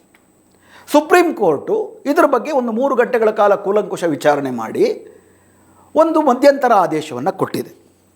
ಇನ್ಫ್ಯಾಕ್ಟ್ ಸುಪ್ರೀಂ ಕೋರ್ಟ್ನ ಜಸ್ಟಿಸ್ ದುಲಿಯಾ ಅವರ ನೇತೃತ್ವದ ದ್ವಿಸದಸ್ಯ ಪೀಠ ಅತ್ಯಂತ ಸ್ಪಷ್ಟ ಮಾತುಗಳಲ್ಲಿ ಆತಂಕಗಳನ್ನು ವ್ಯಕ್ತಪಡಿಸಿದ್ರು ಕೂಡ ನಾಚಿಕೆಗೆಟ್ಟ ಮೋದಿ ಸರ್ಕಾರದ ಮಂತ್ರಿಗಳು ಎಲ್ಲರೂ ಕೂಡ ಸುಪ್ರೀಂ ಕೋರ್ಟು ನಮ್ಮ ನಿಲುವನ್ನು ಎತ್ತಿಡಿದಿದೆ ಅಂತ ಅಪಪ್ರಚಾರ ಮಾಡೋಕ್ಕೆ ಹೊರಟಿದ್ದಾರೆ. ಆದ್ದರಿಂದ ನಿಮ್ಮ ಪರದೆಯ ಮೇಲೆ ಸುಪ್ರೀಂ ಕೋರ್ಟ್ನ ಆದೇಶದ ತುಣುಕುಗಳೇ ಬರುತ್ತೆ, ತಾವು ಅದನ್ನು ನೋಡ್ಬೋದು. ಇನ್ಫ್ಯಾಕ್ಟ್ ಅದರ ಕೆಲವು ಭಾಗಗಳನ್ನು ಮಾತ್ರ ಇಲ್ಲಿ ನಾವು ಓದ್ಕೋಬೋದು. An important question has been raised in this bunch of petitions before this court, which goes to the very root of the functioning of a democratic republic that is our country. The question is of right to vote.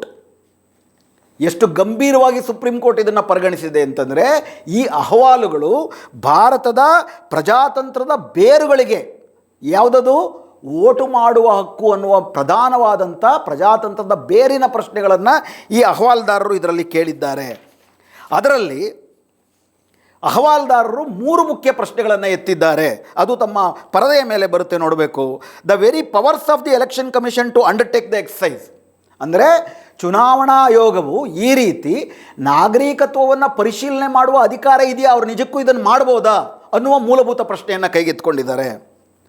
The procedure and the manner in which the exercise is being undertaken, ಈ ಪ್ರಕ್ರಿಯೆಯನ್ನು ಜಾರಿಗೆ ತರಲು ಅನುಸರಿಸ್ತಿರುವಂಥ ಪ್ರಕ್ರಿಯೆಗಳು ಮತ್ತು ವಿಧಾನಗಳು, ಅದರಲ್ಲಿರುವ ಸಮಸ್ಯೆಗಳ ಬಗ್ಗೆ ಅಹವಾಲ್ದಾರರು ಪ್ರಶ್ನೆಯನ್ನು ಎತ್ತಿದ್ದಾರೆ. The timing, including the time given for the preparation of the draft electoral rolls, asking objections of making final electoral rolls etcetera.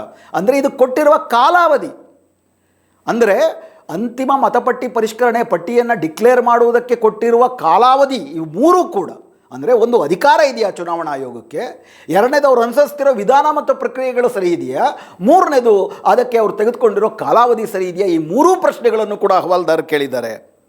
ಅದರ ಬಗ್ಗೆ ಹಾಗಾದರೆ ಏನು ಅಭಿಪ್ರಾಯ ಪಡುತ್ತೆ ಸುಪ್ರೀಂ ಕೋರ್ಟು? ಇದನ್ನು ಬಿ ಜೆ ಪಿಯ ಮಂತ್ರಿ ಮಹೋದಯರುಗಳು ಮತ್ತು ಅವರ ಹುಸಿ ದೇಶಭಕ್ತರು ಕೇಳಿಸ್ಕೋಬೇಕು. ಏನು ಅಭಿಪ್ರಾಯ ಪಡುತ್ತೆ? We are also of the considered view that the matter needs hearing. ನಾವು ಅತ್ಯಂತ ಸ್ಪಷ್ಟವಾಗಿ ಈ ವಿಷಯಗಳ ಬಗ್ಗೆ ವಿಚಾರಣೆ ಅಗತ್ಯ ಇದೆ ಅಂತ ಭಾವಿಸ್ತೀವಿ. Therefore we issue notice in the petition returnable on 28/7/2025. ಅಂದರೆ 2025 ಜುಲೈ 28ಕ್ಕೆ ಇದನ್ನು ವಿಚಾರಣೆಯನ್ನು ಮತ್ತೆ ಮಾಡ್ತೀವಿ. ಈ ವಿಚಾರಣೆಗೆ ಮುಂಚೆ ಈ ಎತ್ತಿರೋ ಪ್ರಶ್ನೆಗಳ ಬಗ್ಗೆ ಎಲೆಕ್ಷನ್ ಕಮಿಷನ್ ಲಿಖಿತವಾಗಿ ಉತ್ತರ ಕೊಡಬೇಕು. ಅಹವಾಲುದಾರರು ಆ ಉತ್ತರಕ್ಕೆ ತಮ್ಮ ಮರುಪ್ರತಿಕ್ರಿಯೆಗಳನ್ನು ಕೂಡ ಕೊಡಬೇಕು. ಅಂದರೆ ಏನು ಮಾಡಿದೆ ಇದರಲ್ಲಿ ಸುಪ್ರೀಂ ಕೋರ್ಟು? ತುಂಬ ಸ್ಪಷ್ಟವಾಗಿ ವಿಚಾರಣೆಯನ್ನು ಮುಂದೂಡಿದೆ. ಅಷ್ಟು ಮಾತ್ರ ಅಲ್ದಿರ, ವಿಷಯ ಏನಿದೆ ಇದರಲ್ಲಿ ಅಹವಾಲುದಾರರೇ ಮಧ್ಯಂತರ ತಡೆಯಾಜ್ಞೆಯನ್ನು ಕೋರಿಲ್ಲ. ಯಾಕಂದರೆ ಜುಲೈ 28 ತನಕ ಆಗೋದೇನು, ನೀವು ಕಲೆಕ್ಟ್ ಮಾಡ್ತೀರ ದಾಖಲೆಗಳನ್ನು, ಕೊಟ್ಟಿರೋರಲ್ಲ, ಕೊಟ್ಟಿರ್ತಾರೆ. ಆದರೆ ಅದನ್ನು ಆಧರಿಸಿ ನೀವು ಹಂಗಾಮಿ ಮತಪಟ್ಟಿಯನ್ನು ಡಿಕ್ಲೇರ್ ಮಾಡುವುದು ಆಗಸ್ಟ್ 1ಕ್ಕೆ. ಅದಕ್ಕೆ ಮುಂಚೆನೇ ನೀವು ಅದನ್ನು ಡಿಕ್ಲೇರ್ ಮಾಡುವುದಕ್ಕೆ ಮುಂಚೆ ಸುಪ್ರೀಂ ಕೋರ್ಟ್ಗೆ ಬಂದು ಈ ವಿಷಯದ ಬಗ್ಗೆ ನಿಮ್ಮ ಅಹವಾಲುಗಳನ್ನು ಸಲ್ಲಿಸಬೇಕು ಅಂತ ಸುಪ್ರೀಂ ಕೋರ್ಟು ಮಧ್ಯಪ್ರವೇಶ ಮಾಡಿರೋದ್ರಿಂದ ತಡೆಯಾಜ್ಞೆ ಬೇಡ ಅಂತ ಅಂದ್ಬಿಟ್ಟು ಅಹವಾಲ್ದಾರರೇ ಹೇಳಿದ್ದಾರೆ. ತಡೆಯಾಜ್ಞೆ ಬೇಕು ಅಂತ ಕೇಳಿರೋದ್ರ ಬಗ್ಗೆ ಯಾಕೆ ತಡೆಯಾಜ್ಞೆ ಕೊಡ್ತಿಲ್ಲ ಅಂತ ಅಂದ್ಬಿಟ್ಟು ಯಾವ ವಿಷಯವನ್ನು ಕೂಡ ಇಲ್ಲಿ ಸುಪ್ರೀಂ ಕೋರ್ಟ್ ಮಾತಾಡಿಲ್ಲ. ಬದಲಿಗೆ ಅಹವಾಲುದಾರರು ಎತ್ತಿರುವ ಪ್ರಶ್ನೆಗಳು ಈ ದೇಶದ ಪ್ರಜಾತಂತ್ರದ ಬೇರಿಗೆ ಸಂಬಂಧಪಟ್ಟಂಥ ಪ್ರಮುಖ ಪ್ರಶ್ನೆಯಾಗಿದೆ ಮತ್ತು ಆ 3 ಪ್ರಶ್ನೆಗಳನ್ನು ಕೂಡ ಗಂಭೀರವಾಗಿ ಚರ್ಚೆ ಮಾಡಬೇಕಾಗಿದೆ, ವಿಚಾರಣೆ ಮಾಡಬೇಕಾಗಿದೆ. ಅಷ್ಟು ಮಾತ್ರ ಅಲ್ದಿರ, ಸುಪ್ರೀಂ ಕೋರ್ಟ್ ಇನ್ನೂ ಒಂದು ಹೆಜ್ಜೆ ಮುಂದೆ ಹೋಗಿ ಏನು ಹೇಳುತ್ತೆ? After going through the necessary documents, mister Rakesh Dwivedi ಅವರು ಸರ್ಕಾರದ ವಕೀಲರು himself has pointed out that the list which are to be considered by the election commission for the verification of the voters include 11 documents, but the list is not exhaustive as the order itself would indicate. Therefore, since the list is not exhaustive in our opinion, it would be in the interest of the justice if the Election Commission of India also considers the following 3 documents: Aadhaar card, voter card ಮತ್ತು ration card. ಅಂದರೆ ಸರ್ಕಾರಿ ವಕೀಲರೇ ನಾವು 11 ದಾಖಲೆಗಳನ್ನ ಕೊಡಿ ಅಂತ ಕೇಳ್ತಿದ್ವಿ, 11 ದಾಖಲೆ ಬಿಟ್ಟು ಬೇರೆ ಯಾವ ದಾಖಲೆಗಳನ್ನು ನಾವೇನು ಪರಿಗಣಿಸಲ್ಲ ಅಂತ ಹೇಳಿಲ್ಲ ಅಂತ ಅಂದ್ಬಿಟ್ಟು ಸ್ಪಷ್ಟವಾಗಿ ಹೇಳಿರುವುದರಿಂದ ಸುಪ್ರೀಂ ಕೋರ್ಟು ಸೂಚನೆ ಕೊಡ್ತಿದೆ. ನ್ಯಾಯದ ದೃಷ್ಟಿಯಿಂದ ತಾವು ಭಾರತೀಯರು ಅಂತ ಸಾಬೀತು ಮಾಡ್ಕೊಳ್ಳೋದಕ್ಕೆ ಬಿಹಾರದ ಬಹಳಷ್ಟು ಬಡ ಜನರ ಬಳಿ ಇರಬಹುದಾದಂಥ ಆಧಾರ್ ಕಾರ್ಡ್, ರೇಷನ್ ಕಾರ್ಡ್ ಮತ್ತು ವೋಟರ್ ಕಾರ್ಡ್ಗಳನ್ನು ಪರಿಗಣಿಸುವುದು ಸೂಕ್ತ ಅಂತಂದ್ಬಿಟ್ಟು ಸಲಹೆಯನ್ನು ಮಾಡಿದ್ದಾರೆ. ಅಂದರೆ ಛೀಮಾರಿ ಹಾಕಿರುವುದು ಚುನಾವಣಾ ಆಯೋಗಕ್ಕೆ. ಮತ್ತು 28ನೇ ತಾರೀಕು ಚುನಾವಣಾ ಆಯೋಗಕ್ಕೆ ಅಧಿಕಾರ ಇದೆಯಾ ಅಂತಲೂ ಕೂಡ ಕೂಲಂಕುಷವಾದಂಥ ಚರ್ಚೆ ನಡೆಯಲಿದೆ. ಇದು ಜುಲೈ 10ಕ್ಕೆ ಬಂದಂಥ ಆದೇಶ. ಆದರೆ ಮೋದಿ ಸರ್ಕಾರ ಎಷ್ಟು ಕುತಂತ್ರದಿಂದ ಜುಲೈ 13ಕ್ಕೆ, ಜುಲೈ 28ಕ್ಕೆ ಇನ್ನೂ ಕೂಡ ಚುನಾವಣಾ ಆಯೋಗಕ್ಕೆ ಈ ರೀತಿ ನಾಗರಿಕತ್ವವನ್ನು, ಅಂದರೆ ಸ್ಪೆಷಲ್ ಇಂಟೆನ್ಸಿವ್ ರಿವಿಷನ್ ಪ್ರಕ್ರಿಯೆಯನ್ನು ಕೈಗೊಳ್ಳಬಹುದಾ ಅನ್ನೋ ಪ್ರಶ್ನೆಯೇ ಇನ್ನೂ ಚರ್ಚೆಯಲ್ಲಿರಬೇಕಾದ್ರೆ ಜುಲೈ 13ಕ್ಕೆ ಕೇವಲ ಬಿಹಾರದಲ್ಲ ದೇಶಾದ್ಯಂತ ಈ ಸ್ಪೆಷಲ್ ಇಂಟೆನ್ಸಿವ್ ರಿವಿಷನ್ ಮಾಡುವುದಕ್ಕೆ ತಯಾರಿ ಮಾಡಿಕೊಳ್ಳತಕ್ಕದ್ದು ಅಂತೇಳಿ ಆದೇಶ ಹೊರಡಿಸಿದೆ. ಇದು ಕುತಂತ್ರ ಅಲ್ಲದೆ ಮತ್ತೇನು? ಇದು ನ್ಯಾಯಾಂಗದ ನಿಂದನೆ ಅಲ್ಲದೆ ಮತ್ತೇನು?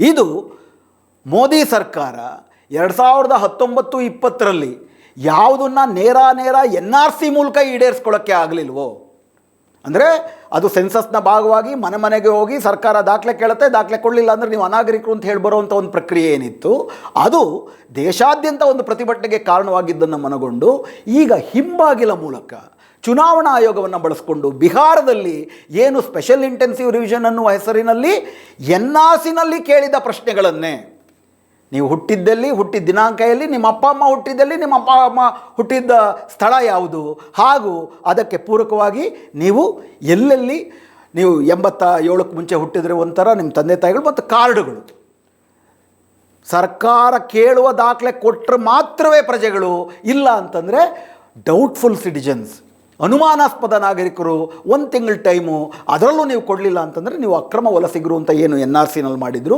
ಯಥಾವತ್ ಅದನ್ನೇ ಬಿಹಾರದಲ್ಲಿ ಸ್ಪೆಷಲ್ ಇಂಟೆನ್ಸಿವ್ ರಿವಿಷನ್ ಅನ್ನೋ ಹೆಸರಲ್ಲಿ ಮಾಡ್ತಿದ್ದಾರೆ. ಮತ್ತು ಯಥಾವತ್ ಆ ಸ್ಪೆಷಲ್ ಇಂಟೆನ್ಸಿವ್ ರಿವಿಷನ್ನೇ ಇವತ್ತು ಇಡೀ ದೇಶಾದ್ಯಂತ ಮಾಡಬೇಕು ಅಂತ ಚುನಾವಣಾ ಆಯೋಗ ಹೊರಟಿದೆ. ಸೊ ಆ ಮೂಲಕ ಮೋದಿ ಸರ್ಕಾರ NRCಯನ್ನು ಮತ್ತೆ ಇಡೀ ದೇಶಾದ್ಯಂತ ಮಾಡೋದಕ್ಕೆ ಹೊರಟಿದೆ. ಆದ್ದರಿಂದ ಇದರ ಹಿಂದಿರುವ ಹುನ್ನಾರವನ್ನು ಸ್ಪಷ್ಟವಾಗಿ ಅರ್ಥ ಮಾಡ್ಕೊಳ್ಬೇಕು. ಇದು ಕೇವಲ ಮುಸ್ಲಿಮರ ಮೇಲೆ ಮಾತ್ರ ಮಾಡ್ತಿರೋ ದಾಳಿ ಅಲ್ಲ. ಪ್ರಾರಂಭದಲ್ಲೇ ಹೇಳಿದಾಗೆ ಹಿಂದೂಗಳಿಗೆ ಅಭಯ ಕೊಡೋದು, ಉದಾಹರಣೆಗೆ ಈ ದೇಶದಲ್ಲಿ ಎಲ್ಲಾದರೂ NRC ಆಗಿದ್ದಿದ್ರೆ ಅದು ಕೇವಲ ಅಸ್ಸಾಂನಲ್ಲಿ ಆಗಿದೆ. ಅಸ್ಸಾಂನಲ್ಲಿ 3 ಕೋಟಿ ಜನರಲ್ಲಿ ಸರ್ಕಾರ ಹೇಳಿದಂಥ ದಾಖಲೆಗಳನ್ನು 3 ಕೋಟಿನಲ್ಲಿ 19 ಲಕ್ಷ ಜನ ಕೊಡೋಕ್ಕಾಗಲಿಲ್ಲ. ಅಂದರೆ ಪ್ರತಿ 1 ಕೋಟಿಗೆ ಹೆಚ್ಚು ಕಡಿಮೆ 6 ಲಕ್ಷ ಜನ ಕೊಡೋಕ್ಕಾಗಿಲ್ಲ. ಈ 19 ಲಕ್ಷ ಜನರಲ್ಲಿ 12 ಲಕ್ಷ ಜನ ಮುಸ್ಲಿಮೇತರರು, ಹಿಂದೂಗಳು, ಆದಿವಾಸಿಗಳು ಇವರುಗಳೇ ಆಗಿದ್ದಾರೆ. ಅವರಲ್ಲಿ ಮಹಿಳೆಯರೇ ಹೆಚ್ಚಾಗಿದ್ದಾರೆ, ಅವರಲ್ಲಿ ಹಿರಿಯ ಮಹಿಳೆಯರು ಹೆಚ್ಚಾಗಿದ್ದಾರೆ. ಯಾಕಂದರೆ ಇವ್ರು ಕೇಳೋ ಕಾಗದ ಪತ್ರಗಳು ಕೊಡೋಕ್ಕೆ ಕಷ್ಟ, ಅದಿಲ್ಲ, ಸರ್ಕಾರವೇ ಕೊಟ್ಟಿಲ್ಲ ಅದನ್ನು. ಹೀಗಾಗಿ ಅಸ್ಸಾಂ ಸರ್ಕಾರ ಮುಸ್ಲಿಮರನ್ನು ಹೊರಗೆ ಹಾಕೋದಕ್ಕೆ ಅನುಕೂಲಕ್ಕೆ ಬರುತ್ತೆ ಅಂತ ಮಾಡಿದ್ದು, ಹೆಚ್ಚು ಭಾಗ ಹಿಂದೂಗಳಿಗೆ ಹೊರಗೆ ಹಾಕಬೇಕು ಅನ್ನೋ ಪರಿಸ್ಥಿತಿ ಬಂದಾಗ ಆ NRCನೇ ರದ್ದು ಮಾಡ್ತು. ಆ ಉದಾಹರಣೆ ನಮ್ಮ ಕಣ್ಣು ಮುಂದೆ ಇರುವಂತಹ ಸಂದರ್ಭದಲ್ಲಿ ಮತ್ತೆ ಬಿಹಾರದಲ್ಲಿ ಇಡೀ ಬಿಹಾರದ ಪ್ರಧಾನವಾಗಿ ಹಿಂದೂ ಜನತೆಯನ್ನೇ ಇದೇ ಹಿಂದೂ ರಾಷ್ಟ್ರ ಮಾಡುವಂತಹ ಸರ್ಕಾರ ಈ ರೀತಿ ಚಿತ್ರಹಿಂಸೆಗೆ, ಅಗ್ನಿ ಪರೀಕ್ಷೆಗೆ ಗುರಿ ಮಾಡ್ತಿದೆ. ಇಡೀ ಬಿಹಾರ ಆತಂಕದಲ್ಲಿ ಕೊತ ಕುದೀತಾ ಇದೆ. ಇವತ್ತು ಅದನ್ನು ಮತ್ತೆ ಇಡೀ ದೇಶಾದ್ಯಂತ ವಿಸ್ತರಿಸಬೇಕು ಅಂತ ಹೊರಟಿದ್ದಾರೆ. ಇದನ್ನು ಅರ್ಥ ಮಾಡ್ಕೊಂಡು ಬಿಹಾರದಲ್ಲೂ ಜುಲೈ 28ಕ್ಕೆ ಏನಾಗುತ್ತೆ ನೋಡೋಣ ಸುಪ್ರೀಂ ಕೋರ್ಟಲ್ಲಿ. ಆದರೆ ಯಾವ ಕಾರಣಕ್ಕೂ ಕೂಡ, ಅಂದರೆ ಇದು ಸ್ಪಷ್ಟ, NRCಯನ್ನು ಮಾಡುವುದಕ್ಕೆ ಈ ಮೋದಿ ಸರ್ಕಾರ ಕಟಿಬದ್ಧವಾಗಿದೆ. 400 ಸೀಟುಗಳು ಬಂದುಬಿಟ್ಟಿದ್ದಿದ್ದರೆ ಅದನ್ನು ನೇರವಾಗಿ ಮಾಡ್ತಿದ್ರು. 400 ಸೀಟ್ ಇಲ್ಲ, ಆದ್ದರಿಂದ ಅದನ್ನು ಪರೋಕ್ಷವಾಗಿ ಮಾಡ್ತಿದ್ದಾರೆ. ಆದರೆ 400 ಸೀಟುಗಳು ಬಂದರೆ ಯಾವ ರೀತಿ ಸಂವಿಧಾನವನ್ನು ನಾಶ ಮಾಡಬೇಕು ಅನ್ನೋ ಯೋಚನೆ ಇತ್ತೋ ಅದನ್ನೇ ಹಂತ ಹಂತವಾಗಿ ಮಾಡ್ತಾನೇ ಇದ್ದಾರೆ. ಆದ್ದರಿಂದ ಸ್ನೇಹಿತರೆ, ಈ ಅಪಾಯವನ್ನು ಮುಂಗಂಡು ನಾವು ಯಾವ ರೀತಿ 2019-20 ಒಂದು ದೊಡ್ಡ ಸ್ವಾತಂತ್ರ್ಯ ಹೋರಾಟವಾಗಿ NPR NRC CAA ವಿರುದ್ಧ ಹೋರಾಟವನ್ನು ಕಟ್ಟಿದ್ವಿ ಅಂತ ಬೃಹತ್ ಹೋರಾಟವನ್ನು ಕಟ್ಟುವ ಸಮಯ ಬಂದಿದೆ. ಕಾಯುವುದು ಬೇಡ, ಮತ್ತೆ ಒಗ್ಗೂಡಿ ಮೋದಿ ಸರ್ಕಾರದ ಭಾರತ ಗಣರಾಜ್ಯ ವಿರೋಧಿ ಕುತಂತ್ರವನ್ನು ಸೋಲಿಸಿ ನಮ್ಮ ದೇಶವನ್ನು ಉಳಿಸಿಕೊಳ್ಳೋಣ ಅಂಥೇಳಿ ಇವತ್ತಿನ ಈ ಚರ್ಚೆಯನ್ನು ಇಲ್ಲಿಗೆ ನಿಲ್ಲಿಸ್ತಿದ್ದೀನಿ. ನಮಸ್ಕಾರ.